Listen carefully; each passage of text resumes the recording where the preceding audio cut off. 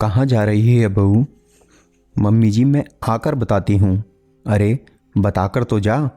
निशा दौड़ती भागती अपना बैग उठाया और जल्दी से गाड़ी निकालती है। अरे इतने दिनों बाद गाड़ी से? बस मैं आती हूँ कहकर निशा बिना बताए घर से चली जाती है। निशा के घर में निशा, उसके सास ससुर और पति संजय रहते हैं, जो अक्सर ही अपने काम से घर के बाहर रहते हैं। निशा की एक ही नंद है जो कि बड़ी है और उसकी शादी हो चुकी है। निशा की शादी को 2 साल हो गए हैं। निशा अपने परिवार के साथ बहुत खुश है। उसके सास ससुर अधिक उम्र के हैं। ससुर सुरेश जी रिटायर्ड और स्वस्थ हैं, पर सासू माँ रेखा जी को दिल की बीमारी है। 5 घंटे के बाद जब निशा घर लौटी, उसके ससुर उसके साथ थे, जो कि बुरी तरह से घायल थे। माथे पर पट्टी बंधी हुई थी, हाथ में फ्रैक्चर हो गया था। रेखा जी अपने पति की ऐसी हालत देखकर बिल्कुल घबरा गई। अरे आपको यह सब क्या हुआ? कैसे हुआ? कब हुआ? बदहवास वह एक के बाद एक प्रश्न करती जा रही थी। अरे मम्मी जी अब सब ठीक है, आप घबराइए नहीं, आप बैठ जाइए, सब बढ़िया है, निशा ने उनको समझाते हुए बोला। सुरेश जी भी बोले, मैं बिल्कुल ठीक हूँ, बस यह हेयर लाइन फ्रैक्चर है जो कि जल्दी ही ठीक हो जाएगा। सिर पर थोड़ी गहरी चोट है, कुछ टाँके आए हैं जो कुछ दिनों में कट जाएंगे। सुरेश जी ने रेखा जी को बोला। रेखा जी घबराहट के मारे रोने लगी, फिर बोली, अरे पर यह सब कैसे हो गया? मुझे तो किसी ने कुछ बताया ही नहीं। निशा जल्दी से पानी लेकर आई और वह अपने सास ससुर को पानी देते हुए बोली, इसलिए मम्मी जी मैं आपको कुछ भी नहीं बताकर गई थी क्योंकि आप घबरा जाती। फिर निशा ने बताया, मुझे एक अनजान व्यक्ति का फ़ोन आया जो कि पापा जी के मोबाइल से कर रहा था और कह रहा था कि सड़क पर इनका एक्सीडेंट हो गया है। उन्होंने यह नंबर दिया है आपसे बात करने को, तो मैं आपको फ़ोन कर रहा हूँ मम्मी जी, इसलिए बिना बताए आपको मैं चली गई। यदि मैं आपको बताती तो आप घबराती रहती। घबरा तो मैं भी गई थी, लेकिन मुझे तो हिम्मत दिखानी थी ना। वैसे भी संजय शहर में नहीं है।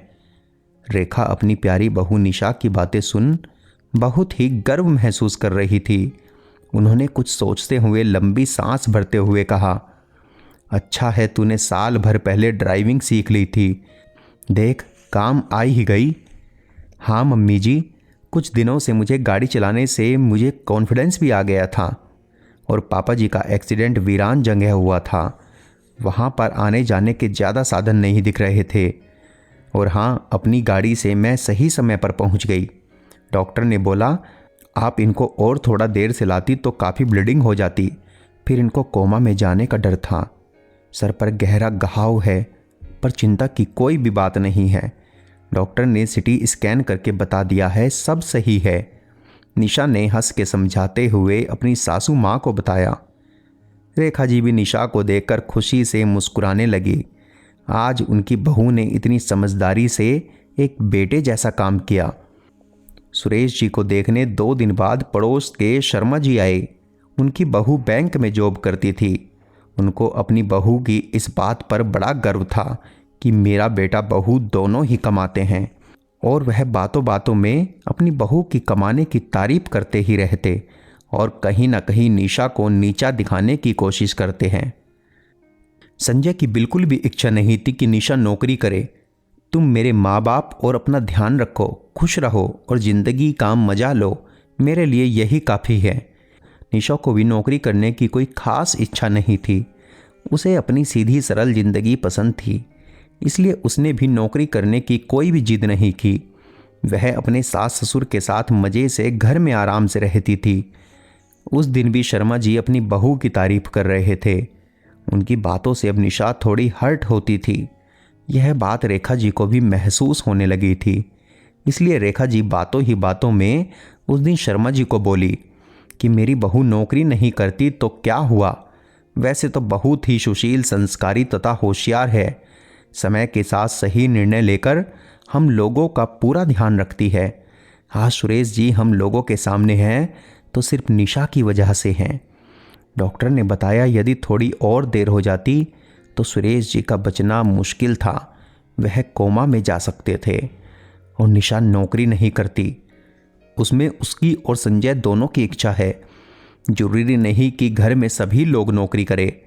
सुरेश जी की इतनी अच्छी पेंशन आती है, साथ ही मेरा बेटा भी इतनी अच्छी नौकरी में है, गांव में हमारी इतनी प्रॉपर्टी भी है, तो हमें नहीं लगता कि निशा को नौकरी करना जरूरी है। आज रेखा जी की बातें सुनकर शर्मा जी अपना सा मुंह लेकर चले गए।